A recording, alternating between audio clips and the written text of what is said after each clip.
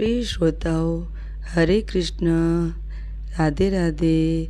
आज की कथा में आप सबका स्वागत करते हैं। भगवान श्री हरि कृपा से आज का अध्याय हम श्रवण करेंगे। उससे पहले हम जानेंगे कि कैसे भगवान श्री कृष्ण ने पांडवों को पुरुषोत्तम मास का महत्व बताया और उन्होंने वन में भटकते हुए तीर्थ स्थानों पर स्नान किया और पुरुषोत्तम मास आने पर उसका व्रत आदि किया। उसके बाद उनका श्री हरि कृपा से आज का अध्याय हम श्रवण करेंगे। अध्याय 13। सूत जी बोले, हे मुनि श्रेष्ठ, अब मैं आपको उस पवित्र कथा का सार सुनाता हूँ जिसमें धर्मात्मा राजा दृढ़धनवा और उसके जीवन वैभव और अंतर्मन में उठे वैराग्य के भाव का अद्भुत वर्णन है। ऋषियों ने विनम्र होकर कहा कि हे सूजी, पुरुषोत्तम मास के प्रभाव से राजा दृढ़धनवा ने कैसे राज्य, परिवार और अंत में भगवान का परम धाम प्राप्त किया।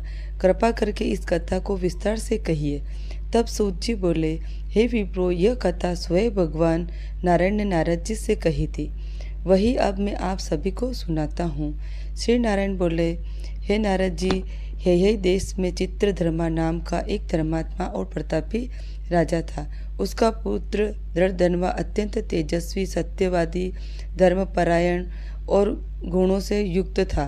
वह बाल्यावस्था से ही अत्यंत बुद्धिमान था और गुरु वेद शास्त्रों का अध्ययन कर उसकी आज्ञा लेकर अपने पिता के पास लौट आया।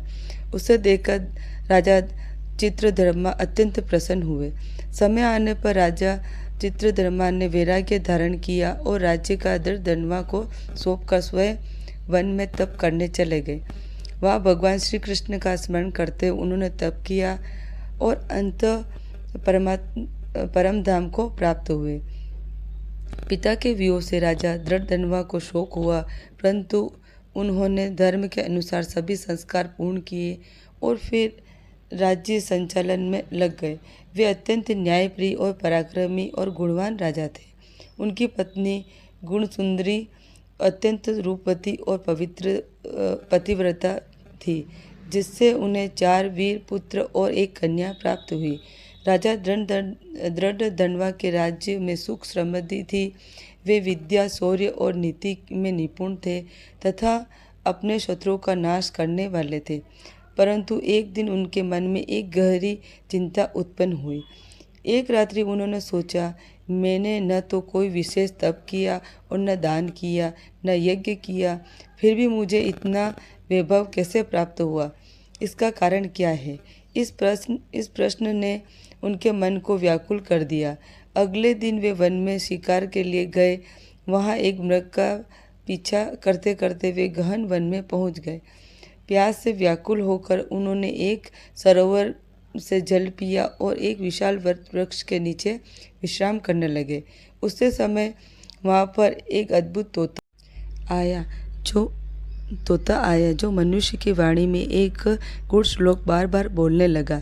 हे मनुष्य, इस संसार के क्षण भंगुर सुखों में फंसकर तू आत्म तत्व का चिंतन नहीं करता है, तो इस संसार सागर से तेरा पार कैसे होगा? उस श्लोक को सुनकर राजा चकित और मोहित हो गए। वे सोचने लगे, क्या यह कोई दिव्य पुरुष है या यह स्वयं सुखदेव जी है जो मेरा उद्धार करने आए हैं? इतने में उनकी सेना वहां पहुंच गई और वह सुख पक्षी को अंतर्ध्यान हो गए। राजा का दृढ़ वचन को मन में धारण कर अपने नगर लौट आए। तब उनका मन संसार से हटने लगा। वे मौन रहने लगे, भोजन त्याग दिया और किसी से बात नहीं करते थे। उनकी यह अवस्था देखकर रानी गुणसुंदरी अत्यंत चिंतित हुई।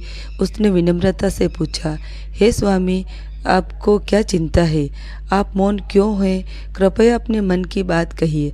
परंतु राजा उस सुख के वचनों में इतने डूबे हुए थे कि उन्होंने कोई उत्तर नहीं दिया। रानी भी उनके दुख का कारण न जान सकी और अत्यंत व्याकुल रहने लगी। इस प्रकार राजा दृढ़धनवा गहन चिंता और वैराग्य में डूबे रहे और उनके जीवन में अब एक नया मोड़ आने वाला था। इसी साथ कथा 13 का अध्याय समाप्त होता है। कल हम अध्याय 14 का श्रवण करेंगे। ओम नमो भगवते वासुदेवाय नमः इस मंत्र का 11 बार जाप करें और कमेंट में श्री हरि विष्णु लिखें।